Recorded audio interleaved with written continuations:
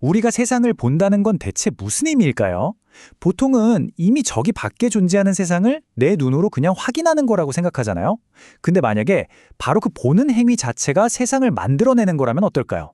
지금부터 관찰자와 현실에 대한 우리의 기본 생각에 도전하는 서로 다른 세 분야의 아주 놀라운 통찰을 같이 한번 따라가 보시죠.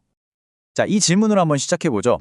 우리가 보고 있는 이 세상은 우리가 보기 전부터 원래 거기에 그렇게 있었을까요? 아마 우리의 직관은 거의 1초도 망설이지 않고 당연하지 라고 답할 겁니다. 세상은 객관적으로 딱 존재하고 우리는 그걸 그저 발견할 뿐이라고 믿으니까요. 바로 이 지점에서 우리의 상식과 어떤 거대한 관점이 딱 부딪히게 됩니다. 한쪽에는 세상은 원래부터 정해져 있다는 우리의 아주 단단한 믿음이 있고요.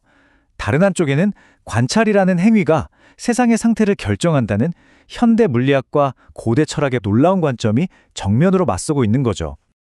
그럼 이 새로운 관점을 뒷받침하는 첫 번째 근거부터 한번 살펴볼까요? 우리의 일상적인 상식을 그 뿌리부터 뒤흔드는 학문, 바로 양자역학입니다. 양자역학의 세계에서 전자는 입자일까요? 아니면 파동일까요? 재밌게도 정답은 관측하기 전까지는 둘 다라는 겁니다. 이걸 중첩 상태라고 부르는데요. 그러니까 어떤 하나의 상태로 딱 고정된 게 아니라 가능한 모든 상태, 모든 가능성의 형태로 동시에 존재한다는 거죠. 이 과정은 아주 명확하게 두 단계로 나뉩니다. 먼저 관측 이전에는요, 모든 가능성이 마치 확률의 구름처럼 뿌옇게 퍼져 있습니다. 이게 바로 중첩 상태죠. 그런데 우리가 본다, 즉 관측이라는 행위를 하는 바로 그 순간, 이 수많은 가능성들은 단 하나의 명확한 현실로 딱 굳어집니다. 이걸 전문용어로 붕괴라고 불러요. 결국 양자역학이 우리에게 말해주는 핵심 메시지는 바로 이겁니다. 관측이라는 행위가 그냥 뭔가를 확인하는 수동적인 과정이 아니라는 거예요. 오히려 무수히 많은 가능성들 중에서 단 하나의 현실을 선택하고 창조해내는 아주 능동적인 사건이라는 거죠. 그런데 정말 놀라운 건요, 이 최첨단 물리학의 발견이 수천 년 전 고대의 지혜와 정확히 맞닿아 있다는 점입니다. 현실을 창조하는 관찰의 힘, 그 두 번째 증거를 이번엔 철학에서 찾아보겠습니다. 선에서는 우리 마음의 본질을 이렇게 설명합니다. 우리의 생각이나 감정은 원래부터 어떤 정해진 실체가 있는 게 아니라 그저 강물처럼 흘러가는 현상일 뿐이라는 거죠. 그런데 우리가 어떤 감정을 딱 붙잡고 내가 지금 슬프구나 하고 알아차리는 순간, 즉 관찰하는 순간 그 막연했던 감정은 비로소 구체적인 실체를 얻게 된다는 겁니다. 이렇게 양자역학과 선을 나란히 놓고 보면 그 구조가 정말 놀라울 정도로 똑같습니다. 양자역학에서 관측이 입자의 물리적 상태를 결정하잖아요. 그것처럼 선에서는 마음을 들여다보는 관조가 우리의 심리적 상태를 결정하는 겁니다. 전혀 다른 두 분야가 현실이 구성되는 동일한 원리를 발견한 거죠. 자, 그럼 이런 생각이 들 수밖에 없죠. 이토록 강력한 힘을 가진 관찰을 하는 주체, 그러니까 나라는 존재는 과연 뭘까요? 이제 세 번째 근거인 뇌과학을 통해서 관찰하는 나의 정체가 뭔지 그 단서를 한번 찾아보겠습니다. 뇌과학이 내놓은 답은 어떻게 보면 좀 충격적입니다. 우리가 나라고 느끼는 그 관찰자는요, 뇌 속 어딘가에 딱 자리 잡고 있는 단일한 실체가 아니라는 겁니다.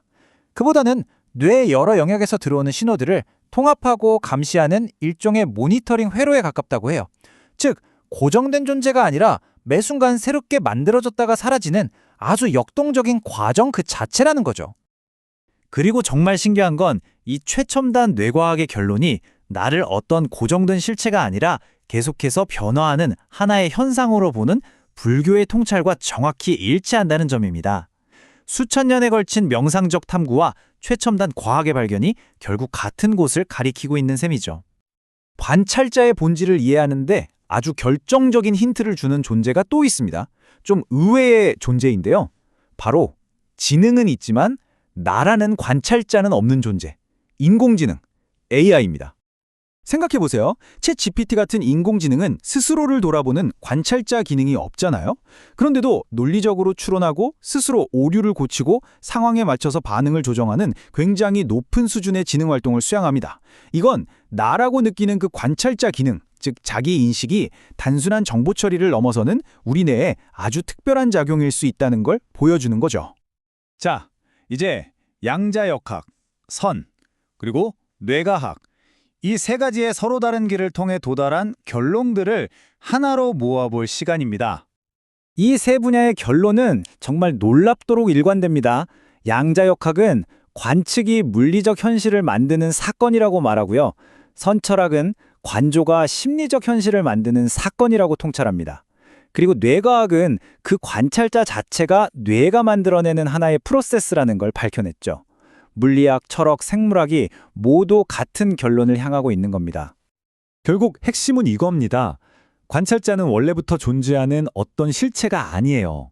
그것은 관찰이라는 사건이 일어날 때 그 사건에 의해 함께 생성되는 일종의 효과이자 결과물이라는 겁니다. 이 결론은 우리를 훨씬 더 깊고 근본적인 질문 앞으로 데려갑니다. 관찰이 세상을 창조한다면 최초의 관찰이 일어나기 이전의 세상은 대체 어떤 모습이었을까요?